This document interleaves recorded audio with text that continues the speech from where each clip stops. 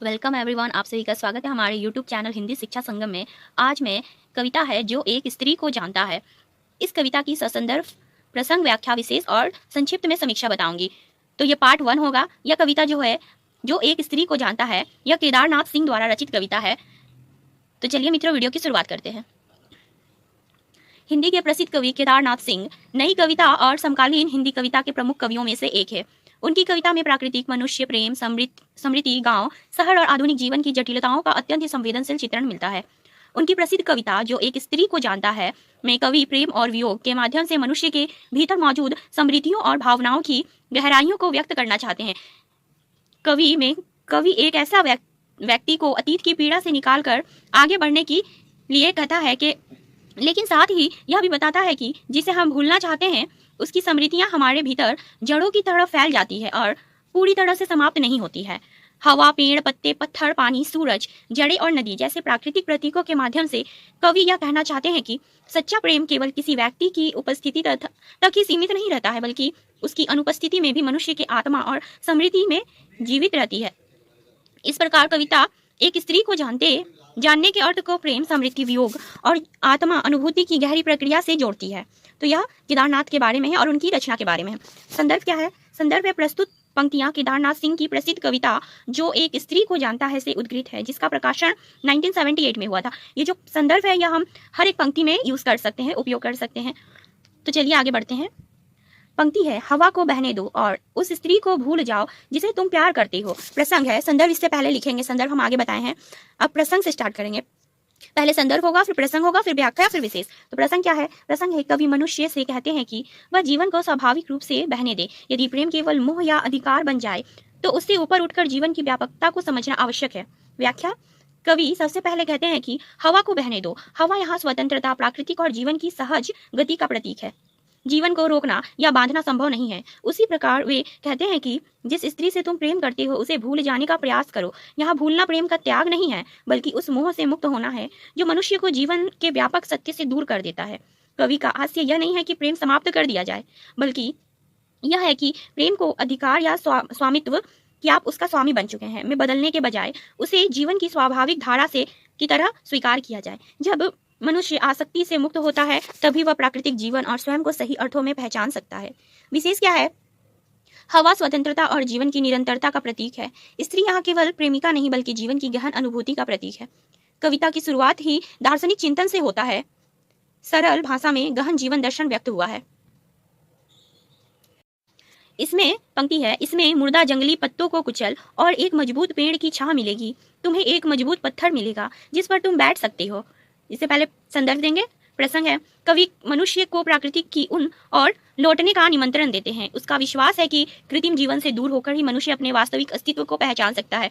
कृत्रिम जीवन अर्थात आज का जो जीवन वो कृत्रिम रूप में हो गया है, सब चीज विज्ञान पर आधारित है। तो यहाँ मनुष्य अपने वास्तविक जीवन या अपने अस्तित्व को तभी पहचान सकता है जब वो आधुनिकता अर्थात वैज्ञानिक दौर से निकलेगा।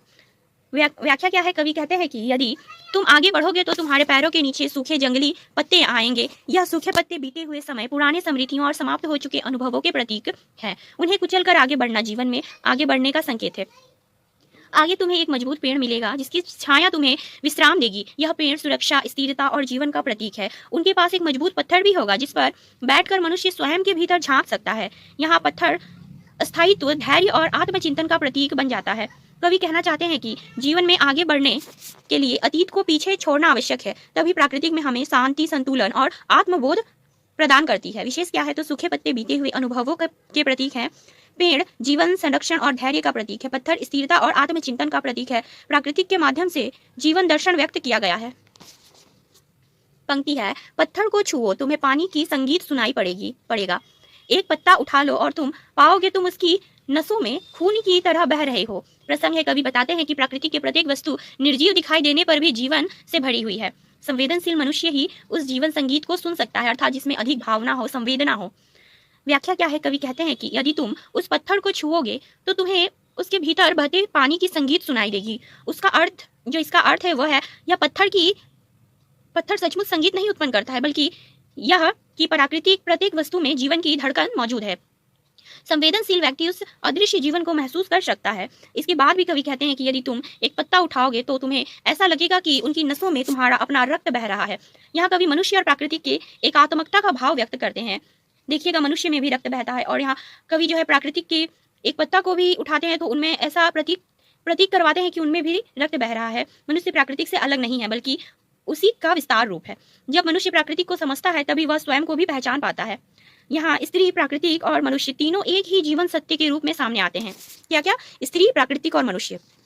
विशेष क्या है, कवि में प्रतीक और बिंब अत्यंत प्रभावशाली है। यह अंश पर्यावरणीय चेतना और मानवीय संवेदना दोनों को व्यक्त करता है। पंक्ति है, तुम बाहर निकलोगे और तुम्हें सूरज मिल जाएगा। अपनी भेड़ों को हाँकता हुआ गडेरिया सूरज, उसे देखो, उसे पहचानो, उसे महसूस करो अपनी गर्दन और ललाट पर। यहाँ पंक्ति आधा पंक्ति इधर है येलो बॉक्स में। प्रसंग क्या है, पत्थर और पत्ते के माध्यम से प्रकृति की चेतना का अनुभव कराने के बाद कवि मनुष्य को खुले संसार में ले जाते हैं। वे बताते हैं कि जब मनुष्य अपने भीतर की सीमाओं से बाहर निकलता है तब वह प्रकृति के वास्तविक स्वरूप से परिचित होता है।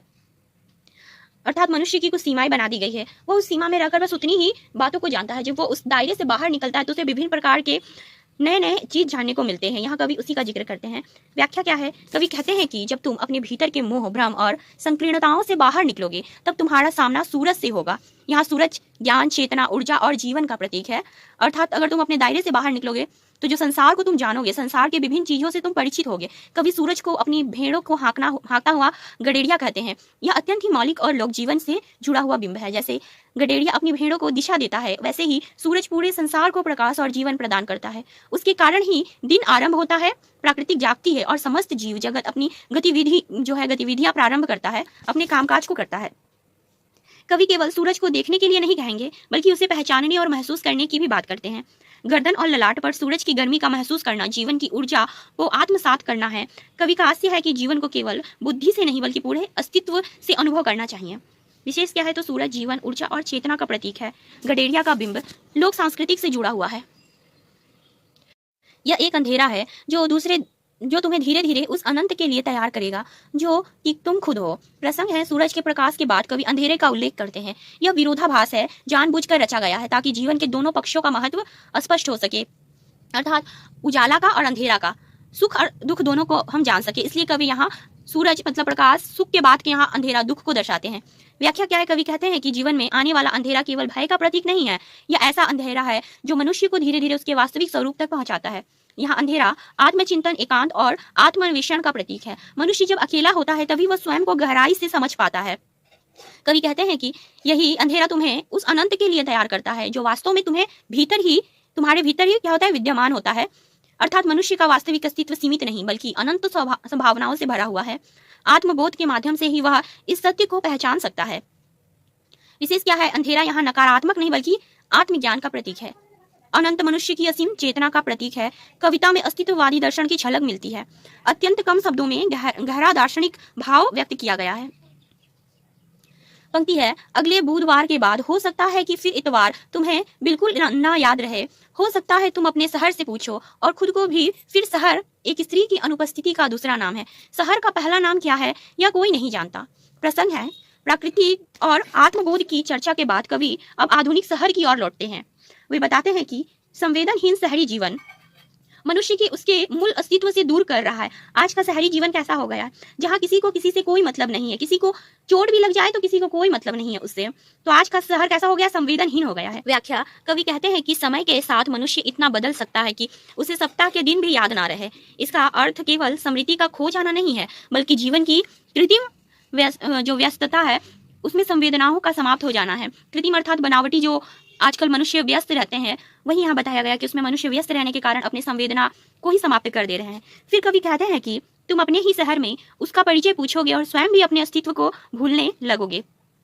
सबसे महत्वपूर्ण पंक्ति है, शहर एक स्त्री की अनुपस्थिति का दूसरा नाम है। यहाँ स्त्री प्रेम, संवेदना, करुणा, जीवन और आत्मीयता का प्रतीक है। जिस शहर में यह गुण समाप्त हो जाते हैं वह केवल ईंट पत्थर का जंगल बनकर रह जाता है। कि इसलिए कवि कहते हैं कि स्त्री की अनुपस्थिति ही शहर की पहचान बन गई है। इसके बाद कोष्ठ में लिखा गया है कि शहर का पहला नाम क्या है यह कोई नहीं जानता है। अर्थात शहर का जो मूल स्वरूप है यहाँ प्रेम, आत्मीयता, मनुष्यता ही थी अब लुप्त हो चुका है। लोग केवल उसकी वर्तमान संवेदनहीन पहचान को ही जानते हैं। विशेष क्या है, शहर आधुनिक सभ्यता का प्रतीक है, स्त्री करुणा प्रेम जीवन का प्रतीक है। कविता में शहरी जीवन की संवेदनहीनता की तीखी आलोचना की गई है। कोष्टक का प्रयोग विशेष रूप से अर्थगर्भितता उत्पन्न करता है या अंश समकालीन जीवन पर गहरा व्यंग्य भी प्रस्तुत करता है। पंक्ति है कि तुम पेड़ को देखोगे और तुम्हें लगेगा वह अपनी जड़ें तुम्हारी तरफ कुछ रहा है, जैसे तुम्हारे खून में फैली जा रही है तुम्हें लगेगा। प्रसंग है शहर की कृत्रिमता और संवेदनहीनता का चित्रण करने के बाद कवि पुनः प्रकृति की ओर लौटते हैं। वे बताते हैं कि जब मनुष्य प्रकृति को संवेदनशील दृष्टि से देखता है तब उसे अपने और प्रकृति के बीच गहरा संबंध दिखाई देता है। व्याख्या है, कवि कहते हैं कि जब तुम किसी पेड़ को देखोगे तो तुम्हें ऐसा लगेगा कि उसकी जड़ें भी तुम्हारी तरफ जीवन की खोज में फैली हुई है। धीरे धीरे तुम्हें अनुभव होगा कि वे जड़ें मानो तुम्हारे अपने रक्त में फैल रही है। यहाँ कवि यह कहना चाहते हैं कि मनुष्य प्राकृतिक से अलग नहीं है। जिस प्रकार मनुष्य के शरीर में रक्त जीवन का संचार करता है, उसी प्रकार पेड़ों की जड़ें उसे जीवन देती है। यह अनुभूति मनुष्य और प्रकृति की एकात्मकता का बोध कराती है। जो व्यक्ति इस संबंध को समझ लेता है वह समस्त सृष्टि के साथ अपना आत्मीय संबंध स्थापित कर लेता है। विशेष क्या है, जड़ें अस्तित्व सांस्कृतिक जीवन के आधार का प्रतीक है। रक्त और जड़ों की तुलना अत्यंत ही प्रभावशाली बिंब है। कविता में प्राकृतिक और मनुष्य की एकात्मक चेतना व्यक्त हुई है। एकात्मक चेतना अर्थात प्राकृतिक और मनुष्य को एक रूप में देखा गया है। पंक्ति है, उसे सहो, जड़ें फैले रहने दो। यह जड़ों का संगीत है जो तुम्हारी नसों में बज रहा है। प्रसंग है, पेड़ और उसकी जड़ों के साथ आत्मीय संबंध स्थापित कराने के बाद भी कवि मनुष्य से कहते हैं कि वह इस अनुभव से घबराए नहीं बल्कि उसे सहज रूप से स्वीकार करे। व्याख्या, कवि कहते हैं कि यदि तुम्हें लगे कि पेड़ की जड़ें तुम्हारे भीतर फैल रही है तो उसे रोकने का प्रयास मत करो, उन्हें फैलने दो, क्योंकि यही जीवन का स्वाभाविक विस्तार है। कवि इन जड़ों को जड़ों का संगीत कहते हैं। इसका अर्थ यह है कि मनुष्य के भीतर जो संवेदनाएं, संस्कार, स्मृतियां और प्रतीक से जुड़ाव है वही उसके जीवन का वास्तविक संगीत है, अर्थात रियल म्यूजिक। यह संगीत बाहर नहीं बल्कि उसकी नसों में ही निरंतर बजता रहता है। कवि संदेश है कि मनुष्य अपनी जड़ों, अपनी सांस्कृतिक, प्राकृतिक और मानवीय संवेदनाओं से जुड़ा रहे। इन्हें काट देना स्वयं अपने जीवन को खो देना है। विशेष क्या है, जड़ें सांस्कृतिक, प्राकृतिक और जीवन की निरंतरता का प्रतीक है। जड़ों का संगीत अत्यंत ही मौलिक और गहन प्रतीक है। कविता मनुष्य को अपनी मूल्य पहचान से जुड़े रहने की प्रेरणा देती है। यहाँ प्राकृतिक और जो सांस्कृतिक है उसका सुंदर समन्वयन, तालमेल दिखाया गया है। पंक्ति है, घड़ी मत देखो, समय की इबादत तुम्हें पेड़ भी कर सकते हैं, तुम्हें पत्ते भी उड़ा सकते हैं, ठीक उसी तरह जिस तरह तुम्हें जाना है। प्रसंग है, जड़ों और प्राकृतिक के संगीत का अनुभव कराने के बाद कवि मनुष्य को कृत्रिम समय बोध से मुक्त होने का संदेश देते हैं। व्याख्या है, कवि कहते हैं कि घड़ी देखकर जीवन मत जियो। घड़ी मनुष्य द्वारा बनाया गया समय बताती है, जबकि प्राकृतिक का समय कहीं अधिक व्यापक और सत्य है। पेड़ ऋतुओं के परिवर्तन से समय को पहचानते हैं।